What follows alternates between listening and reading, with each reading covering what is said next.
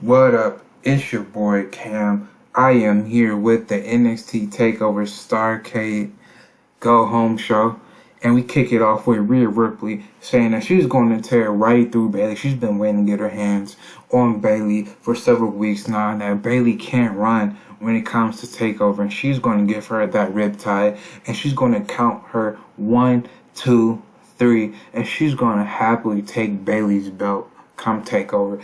And Bayley, you hear the crowd erupting as Bayley comes from behind Rhea Ripley. She chop blocks her right in the knee. Rhea is in so much pain as Bayley leaves the ring as Rhea Ripley holds her knee. So while Rhea Ripley was talking, Bayley cheap shot at her. Can't expect much from the role model herself. Can't say that I'm not surprised. 80, Santos Escobar defeated Jonathan Gresham at 10:38 by pinfall the Bridge and German suplex. Santos 82, Jonathan Gresham 77, 80 rated match. Santos tells, just imagine that it was Nigel, but just imagine he's talking to the crowd. So Santos talks about his dream in Mexico, that he wanted to be world champion of a major international company. He says that his dream was finally realized because he could finally walk in at TakeOver, beat Will Ospreay, and finally accomplish his childhood dream of being a champion here in America. Santos basically talking about his childhood dream, just to get all that said. But Santos talking about his childhood dream as a kid in Mexico. He talks about working in Lucha Underground, saying it's all gonna pay off when he walks in as challenger, but walks out as champion at TakeOver, and no one's going to stop him. United Empire, FTR, no matter who it is, your grandmother, it could be anybody. Nobody's going to stop him come TakeOver. 69, Kairi Sane defeated Red Velvet in 8:30 by pinfall with the spear. Red Velvet 66. My bad. Kairi Sane 66, Red Velvet 52.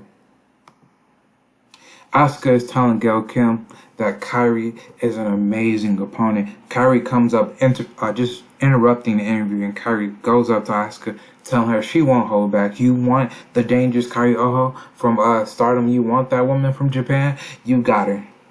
Asuka smiles as Kairi walks away. So it looks like Asuka woke up the beast in Kairi Sane.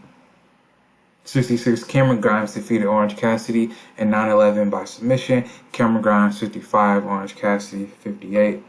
Cameron Grimes said that what Daniel Bryan did was totally uncool. Bryan comes out with the stoic look on his face, and he doesn't give a damn he doesn't give a damn what Cameron Grimes thinks is cool or not. Nigel McGuinness is smiling at commentary, and Bryan says, if you got such a problem with this, Grimes, how about you and me take over Starrcade? And Grimes just agrees as Bryan leaves the ring.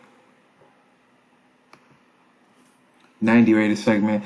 So Johnny says that he's willing to put up his fight. He's willing to fight anyone for the belt after what happened in the last couple of weeks with Dijak. He's willing to put up his belt here tonight, and he tells Trish he's holding an open challenge for anybody. But he says as long as it's not Dijak. Trish agrees, and Johnny goes out to the ring, makes his entrance, and he's waiting on who is going to be. And we hear "Reach for the Sky, boy," as Mark Briscoe returns. As Mark Briscoe is going to answer Johnny Gargano's open challenge. 82, okay, pretty good. In a good match, Johnny Gargano defeated Mark Briscoe on 10:48 by submission with the Gargano escape. Johnny makes the finish number 2 of the NXT Intercontinental title. Johnny 81, Mark Briscoe 66. So Johnny is celebrating holding his Intercontinental Championship in the air as Trish Stratus comes on. She says she agreed that Dijak will not be answering the open challenge for Johnny here tonight, because before Johnny even came up to her, she agreed to give Dijak a title shot, at Johnny's Intercontinental Championship at TakeOver. Johnny's already saying, "What? You can't do this." As Dijak smiles, so it'll be Dijak versus Johnny Gargano at TakeOver. 85, Ospreay says Santos's dreams Ospreay grabs some tissue doing a Bobby Roode with Roderick Strong.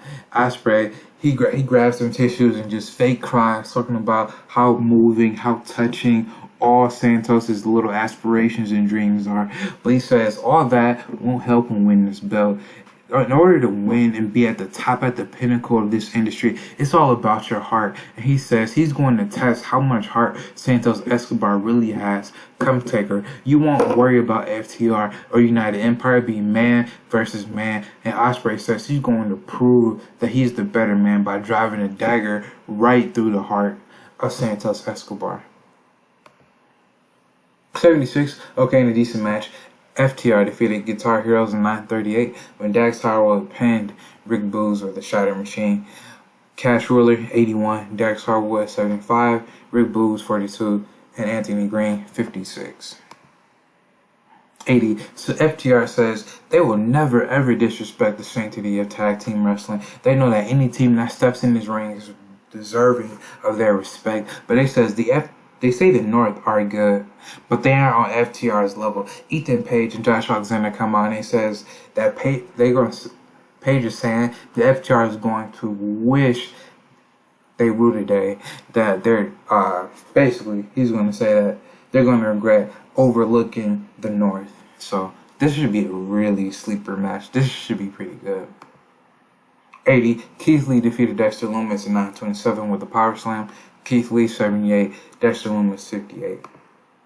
Keith Lee says that Ciampa pissed him off. He doesn't have anything against Tommaso Ciampa, but he just pissed him off. And Ciampa says he doesn't care.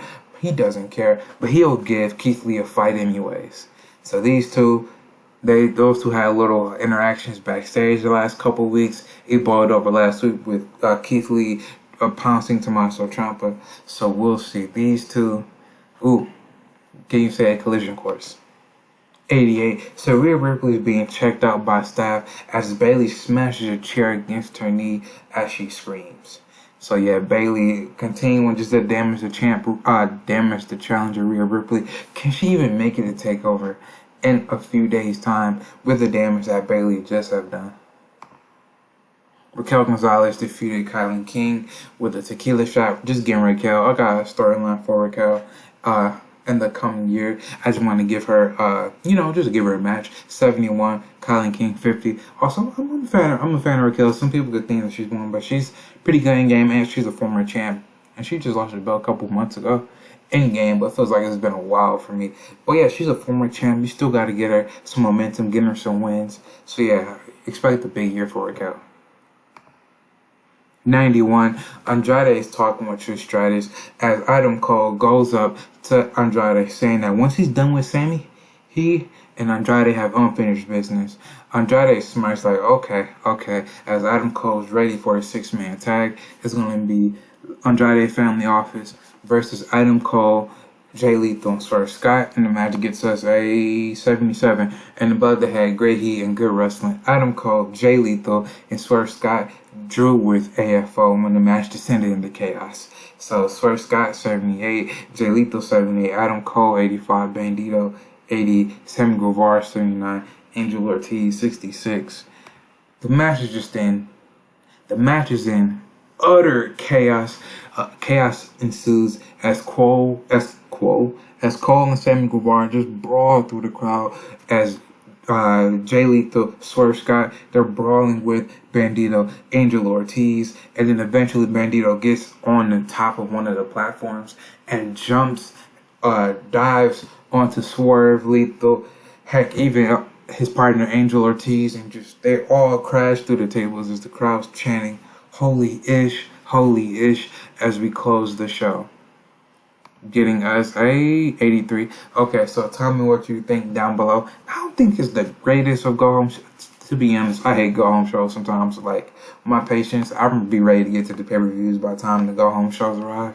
But also, I want my booking to be at a point where the go-home shows are just really driving the point where everything should really be set by the time the go-home shows are there. So that's why you can feel a little bit lackluster. I'm like, oh, I've got one more week of shows to do. But tell me what you think down below. I'll see you when I see you. Peace.